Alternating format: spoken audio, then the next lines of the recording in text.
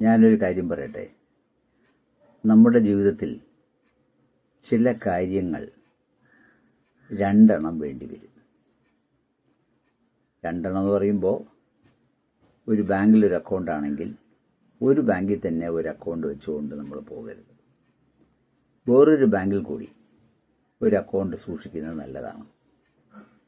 വേറൊരു ബാങ്ക് എന്ന് പറയുമ്പോൾ, ഇന്നത്തെ കാലത്ത് ഒരു നാഷണലൈസ്ഡ് ബാങ്കും ഒരു ന്യൂ ജനറേഷൻ ബാങ്കിൽ അക്കൗണ്ട് വയ്ക്കുന്നത് നല്ലതാണ്. കാരണം നമുക്ക് എപ്പോഴാണ് കാശിൻ്റെ അത്യാവശ്യം വരുന്നതെന്ന് അറിയാൻ പാടില്ല. എപ്പോഴാണ് ഈ നെറ്റ്വർക്ക് കണക്ഷൻ പോകുന്നതെന്ന് അറിയാൻ പാടില്ല. അപ്പോൾ ഒന്നല്ലെങ്കിൽ മറ്റൊന്നിൽ കൂടി നമുക്ക് കാര്യങ്ങൾ നടത്താമല്ലോ. അതുകൊണ്ടാണ് അത് വേണമെന്ന് പറഞ്ഞത്. അതുപോലെ ഒരു മെഡിക്കൽ ഷോപ്പിന് പരിചയമുണ്ടെങ്കിൽ ഒരു മെഡിക്കൽ ഷോപ്പിന് മാത്രം നമ്മൾ ഡിപ്പെൻഡ് ചെയ്യരുത്. നമ്മൾ വിളിച്ചാൽ പറഞ്ഞാൽ ഉടനെ നമ്മുടെ വീട്ടിലോട്ട് കൊണ്ടുവരുന്ന ചില ഡോർ ഡെലിവറി മെഡിക്കൽ ഷോപ്പുകളുണ്ട്.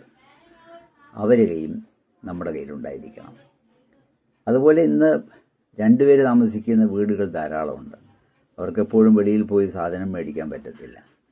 അപ്പോൾ അതുകൊണ്ട് നമ്മുടെ ജനറൽ പ്രൊവിഷൻ സ്റ്റോറുകളും മറ്റു കാര്യങ്ങളും കൊണ്ടുവരുവാൻ വേണ്ടിയും നമ്മൾ രണ്ട് കട നോക്കിയിരിക്കണം.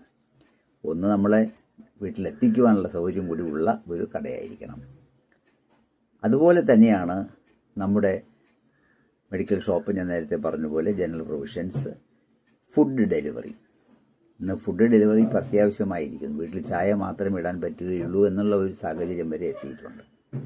അപ്പോൾ നമ്മുടെ ഫുഡ് വീട്ടിനടുത്തുള്ള നല്ല രീതിയിൽ കുടുംബ സ്റ്റൈലിൽ കുക്ക് ചെയ്യുന്ന ധാരാളം ഫാമിലീസുണ്ട്.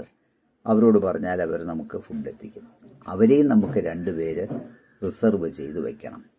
ഒന്നല്ലെങ്കിൽ മറ്റൊരാളുടെ നിന്ന് ഫുഡ് വാങ്ങിക്കുവാൻ വേണ്ടിയാണ് എന്ന് പറഞ്ഞ് ഭാര്യയെ രണ്ടുപേരാക്കണ്ട, അത് സൂക്ഷിച്ചു വേണം. അപ്പോൾ ഇന്നത്തെ കാലത്ത് ഒരുപാട് പേർ പുറത്തു പോകാൻ കഷ്ടപ്പെടുന്നു, സമ്മതിക്കുന്നില്ല. പരിസരം നോക്കുകയാണെങ്കിൽ വയസ്സായ ആൾക്കാരാണ്, നമ്മളെല്ലാവരും വയസ്സായി വരുന്നു. അതുകൊണ്ട് ഏത് കാര്യവും ഒരെണ്ണം കൂടുതൽ കൈവശം വച്ചിരിക്കുന്നത് നല്ലതാണ്. അതുപോലെ നമ്മുടെ വീട്ടിലും 2 ഫോൺ വയ്ക്കുന്നത് നല്ലതാണ്.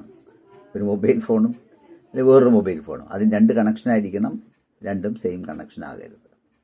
ഇത്തരം കാര്യങ്ങൾ ശ്രദ്ധിക്കുകയാണെങ്കിൽ, ഇതുപോലെ ധാരാളം പറയാനുണ്ട്. ഇതെല്ലാം നമ്മൾ ശ്രദ്ധിക്കുകയാണെങ്കിൽ മറ്റുള്ളവരെ അധികം ആശ്രയിക്കാതെ തന്നെ നമ്മുടെ ജീവിതം കുറച്ച് മുന്നോട്ട് കൊണ്ടുപോകാൻ സാധിക്കും. അപ്പോൾ ഈയിടയ്ക്ക് എനിക്ക് വന്ന ഒരു അനുഭവമാണ്. ഞാൻ പതിവായിട്ടൊരു മെഡിക്കൽ സ്റ്റോറിൽ നിന്ന് സാധനം മേടിക്കുന്ന ആളാണ്. ഞാൻ അയാളെ വിളിച്ചപ്പോൾ കട തുറന്നില്ല. മരുന്ന് കട തുറന്നതിന് ശേഷം എടുത്തു തരാമെന്ന് പറഞ്ഞു. വൈകിട്ട് വരെ അയാൾ കൊണ്ടുവന്നില്ല. പിന്നെയാണ് ഓർത്തത്, ഡോർ ഡെലിവറിയിൽ ഒരു കടയുണ്ടല്ലോ. അയാളെ വിളിച്ച് പറഞ്ഞപ്പോൾ അയാൾ 10 മിനിറ്റിൽ ഒരാളുടെ കയ്യിൽ കൊടുത്തയച്ചു. അപ്പോൾ ആ ഒരു ദിവസത്തെ ബുദ്ധിമുട്ട് നോക്കണം.